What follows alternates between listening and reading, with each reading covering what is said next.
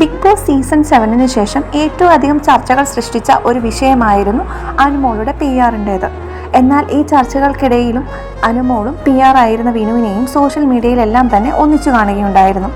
എന്നാൽ ഇപ്പോൾ അനുമോളും PR വിനുവും അടിച്ചു പിരിഞ്ഞു എന്നതാണ് സോഷ്യൽ മീഡിയയിൽ ചർച്ചാ വിഷയമായിക്കൊണ്ടിരിക്കുന്നത്. ഈ ചർച്ചയ്ക്ക് കാരണമായത് വിനുവിൻ്റെ ഒരു സോഷ്യൽ മീഡിയ പോസ്റ്റായിരുന്നു.